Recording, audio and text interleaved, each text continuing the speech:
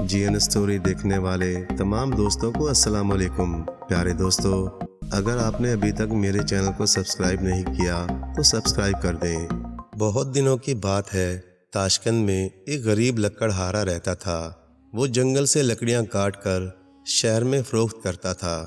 اسے تھوڑا معاوضہ ملتا کہ اس کا گزارا بہت مشکل سے ہوتا تھا۔ شہر سے بہت دور ایک درویش کی جھونپڑی تھی۔ وہ ہر وقت اللہ کی یاد میں مشغول رہتے تھے۔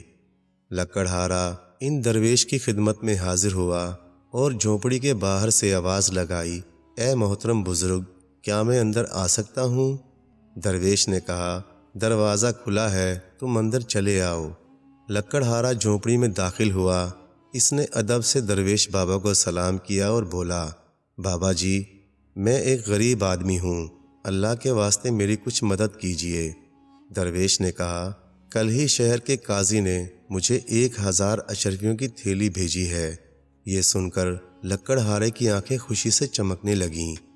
درویش نے کہا، بیٹا، میں مفت میں اشرفیاں نہیں بانٹا کرتا، تم مجھے اپنی کوئی چیز دے دو اور اشرفیوں کی تھیلی لے لو۔ لکڑہارا بولا، میرے پاس آپ کو دینے کے لیے ہے ہی کیا، ایک کلہاڑا اور ایک جھونپڑی۔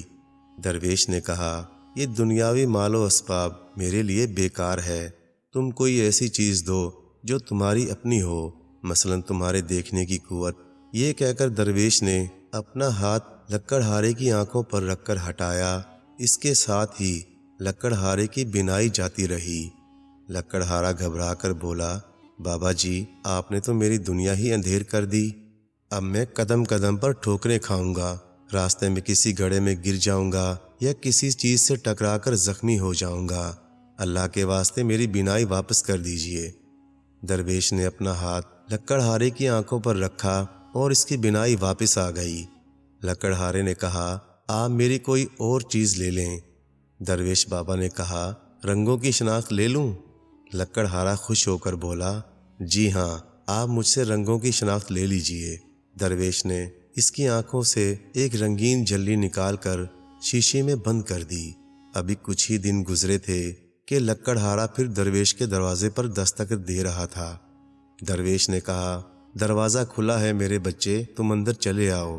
اندر آ کر لکڑہارے نے کہا، میں اپنی زندگی سے بیزار ہو گیا ہوں، رنگوں کی شناخت ختم ہونے سے سب رنگ سفید یا سیاہ نظر آتے ہیں۔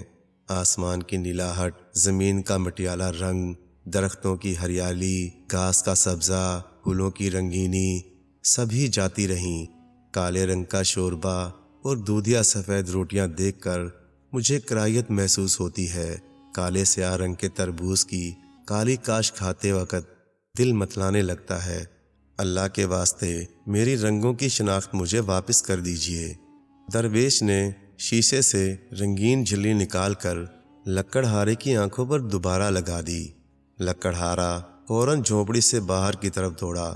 وہ بہت دیر تک نیلے آسمان، سرسبز گھاس، سرخ اور گلابی پھولوں اور طرح طرح کی رنگین پرندوں کو دیکھتا رہا اور آخر میں بولا، یا اللہ تیرا شکر ہے، مجھے تو اب معلوم ہوا کہ رنگوں کے بغیر زندگی کتنی بے مزہ ہے۔ درویش نے کہا، ہاں بھائی، اب بتاؤ تم اپنی کون سی صلاحیت مجھے فروخت کرو گے؟ تمہاری قوت سماعت یعنی سننے کی طاقت لے لوں؟ لکڑہارا بولا، ہاں، بھوک سے مرنے سے بہتر ہے کہ انسان بہرا ہو کر زندگی گزار دے۔ درویش نے لکڑہارے کے کانوں سے کچھ نکال کر ایک ڈبیا میں بند کر دیا۔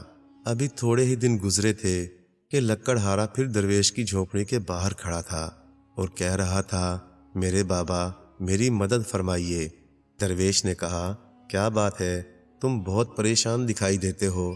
لکڑہارا بولا، اے بزرگ، اب میں چڑیوں کے چہچہانے، کوئل کی کوکو، بلبل کی سریلی آواز سے محروم ہو گیا ہوں۔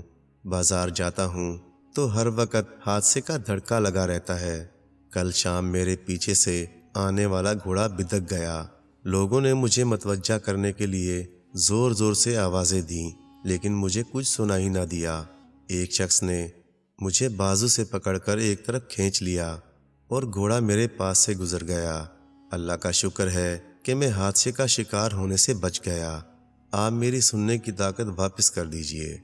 درویش نے لکڑہارے کو سننے کی طاقت واپس کر دی اور کہا، ہاں بھائی، اب تمہاری کون سی صلاحیت حاصل کروں؟ اگر کہو تو میں تمہاری ذائقہ چکھنے کی صلاحیت لے لوں، پھر نہ تمہیں کسی چیز کا ذائقہ محسوس ہوگا اور نہ خوشبو یا بدبو۔ لکڑہارے نے کہا، جی ہاں، ذائقہ اور سونگنے کی حس میرے لیے کسی کام کی نہیں ہے، یہ آپ لے لیجئے۔ درویش نے اپنی 2 انگلیاں لکڑہارے کے حلق میں ڈال کر کوئی شے نکالی اور اسے شیشی میں بند کر کے ڈانٹ لگا دی۔ لکڑہارا خوشی خوشی اپنے گھر لوٹ آیا۔ ابھی کچھ ہی دن گزرے ہوں گے کہ وہ پھر بزرگ درویش کی جھوپڑی کے باہر کھڑا دروازہ کھٹکھٹا رہا تھا۔ درویش نے کہا، میرے بچے، دروازہ کھلا ہی ہے، تم اندر چلے آؤ۔ لکڑہارا بولا، میرے محترم بزرگ، میں عجیب مصیبت میں پھنس گیا ہوں۔ درویش نے کہا، اللہ تمہارے حال پر رحم فرمائے۔ لکڑہارا بولا، میری قوت ذائقہ کیا گئی، زندگی بے مزہ ہو کر رہ گئی۔ دال روٹی ہو یا پراٹھا، کباب، حلوہ پوری ہو یا بریانی، ہر چیز کا لطف جاتا رہا۔ پتہ ہی نہیں چلتا کہ میں زردہ پلاؤ کھا رہا ہوں یا بھوسا چبا رہا ہوں۔ پچھلے دنوں تو مرتے مرتے بچا۔ درویش نے پریشانی سے پوچھا، کیوں، کیا ہوا؟ لکڑہارا بولا، میں نے سڑا ہوا کھانا کھا لیا۔ ذائقہ محسوس نہ کرنے اور سونگنے کی صلاحیت ختم ہونے کی وجہ سے میں یہ محسوس نہ کر سکا کہ یہ کھانا خراب ہے اور بدبودار ہو گیا ہے۔ میں شدید بیمار ہو گیا، بہت دن تک اسی حال میں پڑا رہا، تب کہیں اس قابل ہو سکا کہ آپ کے آستانے پر حاضر ہو سکوں۔ درویش نے پھر کہا، اللہ تمہارے حال پر رحم فرمائے۔ پھر بزرگ اس شیشی کو اٹھا لائے اور اس میں سے کوئی شربت لکڑہارے کے حلق میں انڈیل دیا۔ اس کے ساتھ ہی لکڑہارے کی قوت ذائقہ بھی صحیح ہو گئی۔ درویش نے کہا، اب بتاؤ کہ میں تمہاری کون سی چیز ضبط کروں؟ حسِ لامسہ یعنی چھو کر کسی چیز کو معلوم کرنے کی صلاحیت لے لوں؟ لکڑہارا بولا، ہاں، یہ بیکار ہے، میں خوشی سے چھونے کی حس دینے کو تیار ہوں۔ درویش نے لکڑہارے کے جسم پر ہاتھ پھیرا اور بولے، جب تم اپنے گھر پہنچو گے تو تمہاری چھونے کی قوت ختم ہو جائے گی۔ ابھی تھوڑے ہی دن گزرے ہوں گے کہ وہ پھر درویش کے دروازے پر دستک دے رہا تھا۔ وہ سر سے پاؤں تک پٹیوں میں جکڑا ہوا تھا۔ درویش نے حیرانی سے اسے دیکھا اور پوچھا، یہ کیا ہوا تمہیں؟ لکڑہارا بولا، حضور، اس بار زبردست مصیبت میں گرفتار ہو گیا ہوں۔ جب سے میں چھونے کی قوت سے محروم ہوا ہوں، مجھے یہ محسوس ہی نہیں ہوتا کہ پاؤں زمین پر رکھ دیا ہے کہ نہیں۔ اسی طرح میں کئی دفعہ گرا۔ ایک بار تو زینہ اترتے وقت میں سمجھا کہ میں نے قدمچے پر اپنا پاؤں رکھ دیا ہے، حالانکہ میرا پاؤں ابھی قدمچے سے کچھ اوپر ہی تھا۔ جو ہی میں نے دوسرا پاؤں اٹھایا، میں زینے سے لڑکتا ہوا نیچے آ گرا۔ بہت دن بیمار اور زخمی پڑا رہا، اب کہیں اس قابل ہو سکا کہ آپ کے آستانے پر حاضری دے سکوں۔ درویش کو لکڑہارے کا یہ حال دیکھ کر بہت افسوس ہوا۔ انہوں نے کہا، اللہ تمہارے حال پر رحم فرمائے۔ لکڑہارا پھر بولا، حضور، آپ قوت لامسہ مجھے واپس کر دیجئے، اس کے بدلے میں کوئی اور چیز لے لیجئے۔ بزرگ درویش نے لکڑہارے کے جسم پر ہاتھ پھیرا اور اس کے ساتھ ہی لکڑہارے کی چھونے کی حس بیدار ہو گئی۔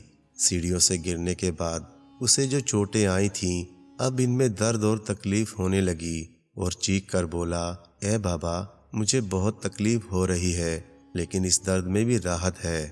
بزرگ درویش نے کہا، اب بتاؤ کہ تم مجھے کیا چیز دینا پسند کرو گے؟ تم مجھے اپنا سایہ دے ڈالو، ویسے بھی یہ فضول اور تمہارے کسی کام کا نہیں۔ لکڑہارا خوش ہو کر بولا، جی ہاں، آپ نے درست فرمایا، یہ سایہ واقعی میرے لیے بیکار اور بے مصروف چیز ہے، آپ شوق سے میرا سایہ لے سکتے ہیں۔ درویش نے کہا، تم سورج کی طرف منہ کر کے کھڑے ہو جاؤ۔ لکڑہارے نے حکم کی تعمیل کی۔ درویش نے ایک تیز دھار والا خنجر نکالا اور ایڑی کے پاس سے سایہ کاٹ کر جسم سے علیحدہ کر دیا۔ پھر انہوں نے سائے کو کپڑے کی طرح لپیٹ کر الماری میں رکھ لیا۔ لکڑہارا خوشی خوشی اپنے گھر روانہ ہوا۔ راستے میں کچھ لڑکے ملے۔ اتفاق سے ایک لڑکے کی نظر اس پر پڑی تو وہ چیخ کر بولا، ارے دیکھو، اس آدمی کا تو سایہ ہی نہیں ہے۔ ایک بچہ سہم کر بولا، میں نے سنا ہے کہ جن بھوتوں کا سایہ نہیں ہوتا، ضرور یہ شخص کوئی جن بھوت یا کوئی خبیث روح ہے۔ سب بچے ڈر کر چلاتے ہوئے بھاگے۔ محلے کے بچے بھی لکڑہارے کو دیکھ کر بھونکنے لگے، وہ بھی اسے کوئی جن بھوت سمجھے ہوں گے۔ اب لکڑہارا دن بھر اپنے کمرے میں بیٹھا رہتا، رات کے وقت گھر سے نکلتا اور گھپ اندھیری گلیوں میں پھرا کرتا۔ اس کے دوست رشتہ دار بھی اس کی اس حرکت پر حیران تھے۔ وہ اسے بلاتے لیکن لکڑہارا کسی سے ملنے کے لیے نہ جاتا۔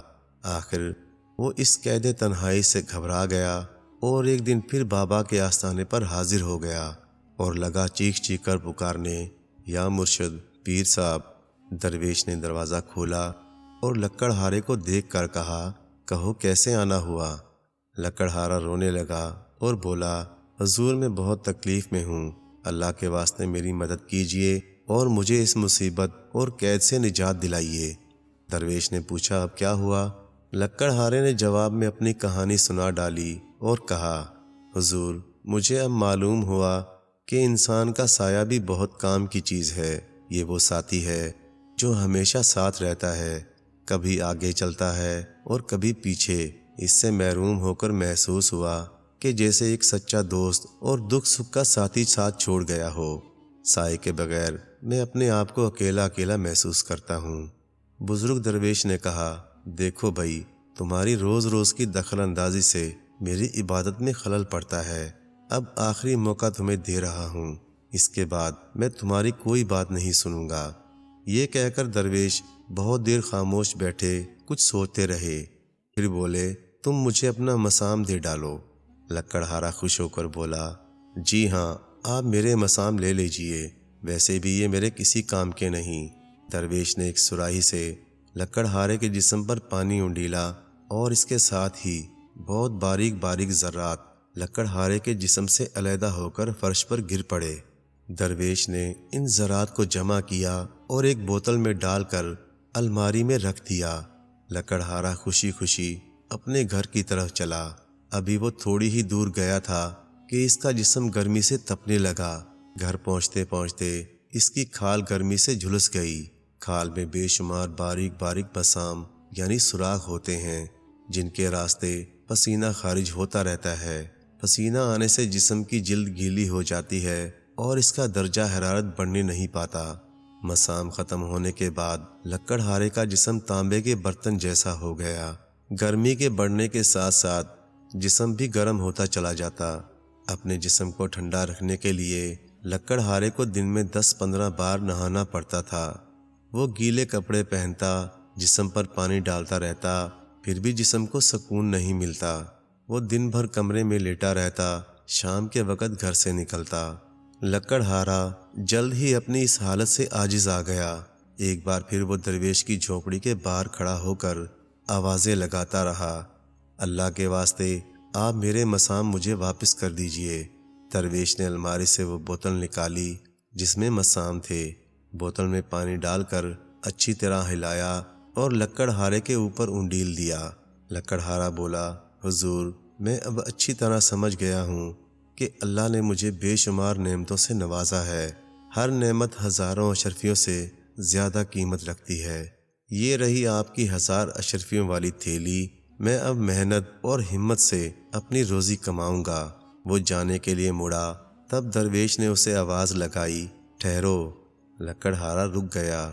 درویش نے کہا، میں جو کچھ تمہیں دے چکا ہوں واپس نہیں لوں گا، اسے اپنے استعمال میں لاؤ۔ محنت اور ایمانداری سے روزی کماؤ، اللہ تمہیں برکت دے گا۔ پیارے دوستو، کہانی اچھے لگے تو چینل کو سبسکرائب کر دیں اور مزید اس طرح کی کہانی دیکھنے کے لیے دیکھتے رہیں GN Story TV۔ شکریہ۔